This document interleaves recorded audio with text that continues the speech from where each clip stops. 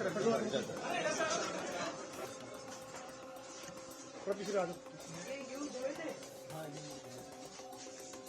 सीधे लाइन बंद कर दो भाई।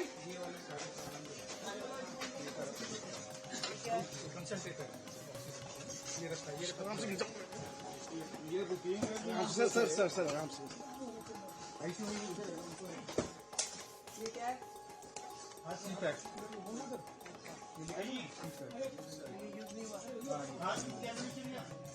मैं देख पा रही हूँ कि यहाँ पे ये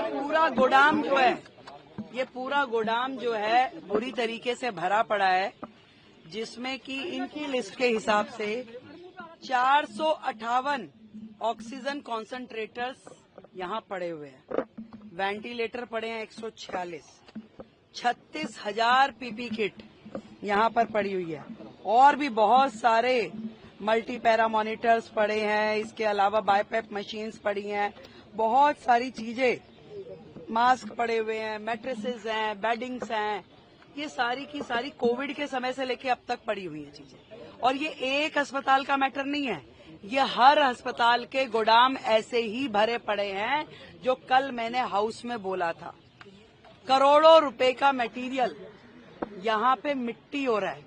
आज यदि हम किसी एक्सपर्ट से इसे दिखाएं भी तो भी ये यूटिलाइज होने की स्थिति में नहीं है। ये केवल आपके गोदाम भरे हुए हैं आज की डेट में, जिसे आप इस्तेमाल नहीं कर सकते। कोविड से लेके अब तक आप मानिए कि 458 ऑक्सीजन कॉन्सेंट्रेटर्स एक अस्पताल में पड़े हैं।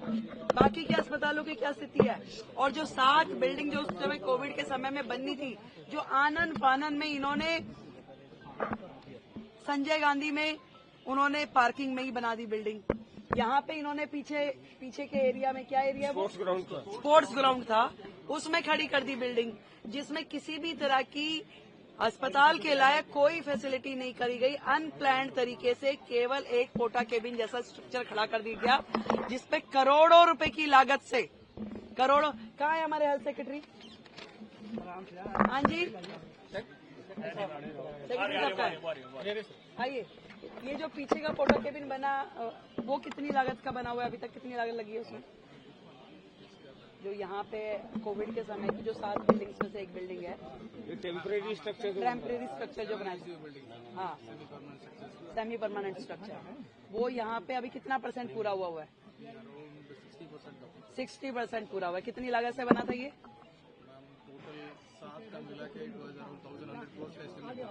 1,100 करोड़ का एस्टीमेट था, जो कि उस समय का शुरू हुआ 60% पे आज भी है। कोविड में बन नहीं पाई।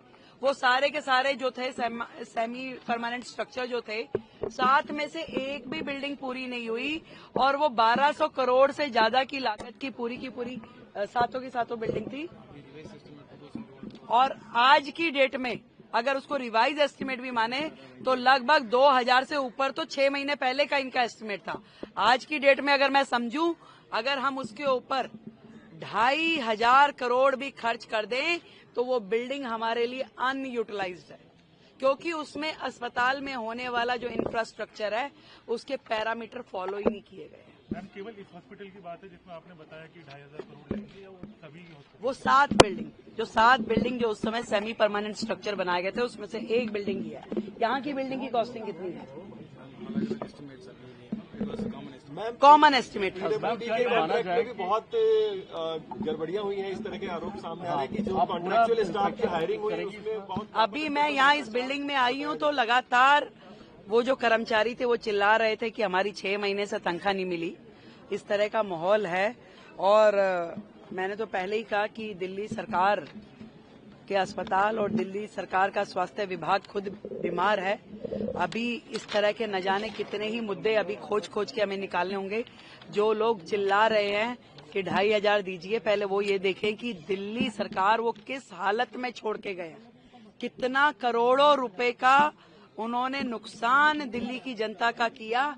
आज इतना हजार सामान अस्पतालों में सड़ रहा है। ये एक अस्पताल की बात नहीं है, ये सारे अस्पतालों में इससे बड़ी बड़ी सूचियां पड़ी। आपने खुद पूरे के पूरे उसकी गोदाम की हालत देखी, आप बिल्डिंग की हालत देखिए। कर्मचारियों को तनख्वाह नहीं है, अंदर इंफ्रास्ट्रक्चर नहीं है, चीजें नहीं है। इस बीमार हालत का जिम्मेदार कौन है भाई? आज हमें तो इस स्थिति में आप देके जा रहे हो। हम इसके लिए प्रयास करेंगे चीजों को ठीक करने की। आपने पूरे के पूरे सिस्टम को डिफंक कर दिया। आज वो अस्पताल जिसमें हजारों मरीज रोजाना आते हैं, वो इलाज नहीं पा रहे। बेचारे डॉक्टर्स एम्बेरस है। मतलब यहाँ के एमडी साहब जो हैं, इनके पास 4 हॉस्पिटल का चार्ज है। क्या इतने बड़े बड़े 4 अस्पताल ये संभालने के लिए स्थिति में है? इतना ओवरबर्डन किया हुआ एक अस्पताल आदमी संभालने में दिक्कत है। आज जो रिक्रूटमेंट होनी है, आज जो उन्होंने भर्ती करनी थी डॉक्टर्स की, एमडीज की, वो सब नहीं किया। उस सबको गड्ढे में डाल दिया। आज 4 बड़े अस्पतालों का एक एमडी काम कर रहा है। क्या उम्मीद कर सकते हैं हम उनसे कि वो क्या अस्पताल को देखेंगे, क्या व्यवस्थाएं दे रहे हैं? ये जो आम आदमी पार्टी की सरकार है, केवल और केवल चैनल्स पे नौटंकी करने के लिए है। काम करने की दृष्टि से उनका हेल्थ मॉडल, उनका एजुकेशन मॉडल जीरो है, जीरो।